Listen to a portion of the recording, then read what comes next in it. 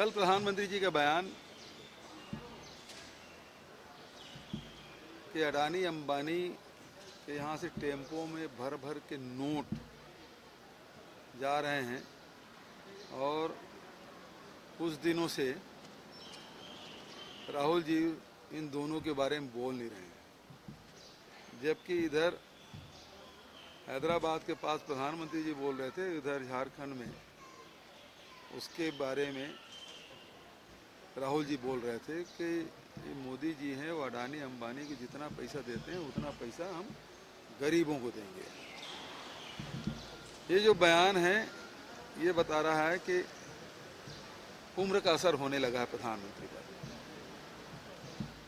दूसरी बात ये है कि उन्होंने स्वीकार कर लिया कि उनकी चलती नहीं है।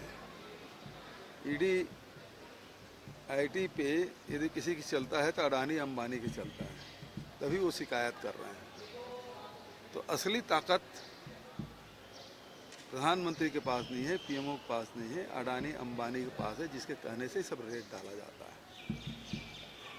दूसरी बात यह है कि यदि प्रधानमंत्री, मैं इसलिए कह रहा हूँ, यदि प्रधानमंत्री की जानकारी है तो उन्होंने संविधान की शपथ ली है और उसकी जानकारी में है और भ्रष्टाचार ख़त्म करने की बात कर रहे हैं, काला धन समाप्त करने की बात करें, पूरे देश को परेशान कर दिया। तो जब उनको मालूम है कि अडानी अंबानी के यहाँ से टेम्पो में भर भर के नोट निकल रहे हैं, तो फिर प्रधानमंत्री को पता चलने के बाद कार्रवाई क्यों नहीं की गई? सबसे बड़ा सवाल तो यही है। और आप कार्रवाई नहीं कर रहे हैं, इसका मतलब आपकी चलती नहीं है, या तो उनसे डरते हैं आप, और जो आरोप लगता है कि उन्हीं के लिए काम करते हैं, ये बात सच साबित हो रहा है। प्रधानमंत्री जी की जो लगातार बयानबाजी चल रहा है, जब से चुनाव घोषणा हुआ और कांग्रेस की घोषणा पत्र जारी हुआ, तब से प्रधानमंत्री जी का मानसिक संतुलन बिगड़ा हुआ है। कभी वो मुस्लिम लीग की बात करते हैं, कभी मछली की बात करते हैं, कभी मटन की बात करते हैं, कभी मंगलसूत्र की बात करते हैं, कभी गाय भैंस तक के पहुंच जाते हैं। फिर कल जो हुआ है वो तो इसके बारे में क्या कहा जा सकता है?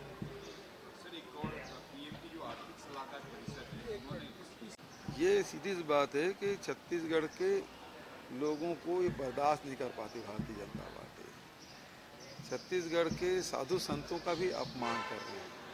शिक्षा के क्षेत्र में स्वामी आत्मानंद जी के योगदान है, उसको नकारने की कोशिश, मतलब छत्तीसगढ़ के महापुरुषों को भुला देना चाहते हैं। यदि आपको कोई कार्यक्रम चलाना है तो नया कार्यक्रम चलाइए और किसी का नाम रख लीजिए, है ना, उसमें कोई बात नहीं। अब इनका मानसिक संतुलन बिगड़ा हुआ है ना। अब वोट डाल के निकले विष्णुदेव साय जी और मतदाताओं को श्रद्धांजलि दे दिए, तो ये स्थिति है। वो खुद अपने, क्योंकि वो खुद भी मतदान कर चुके हैं, तो अपने आप को भी श्रद्धांजलि दे चुके, मतदाताओं को श्रद्धांजलि दे देते। सर, भाजपा ये कह रही है, अमित शाह कह रहे हैं कि 190 सीट हम जीत रहे हैं।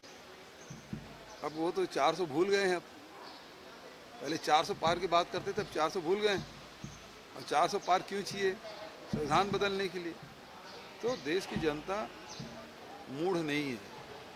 देश की जनता भली भांति जानती है कि किसकी नीयत क्या है, और उसको अब जनता ने ठान लिया है कि भारतीय जनता पार्टी को विपक्ष में बिठाना है। स्मृति ईरानी चुनौती दे रही है राहुल गांधी जी को, प्रियंका गांधी जी को, खुले मंच पे आकर हमारे साथ। पहले बता ले 13 रुपये किलो कब शक्कर दे रही है अमेठी के लोगों को, और गैस सिलेंडर 400 रुपये कब होगा, ये बता दें स्मृति ईरानी जी।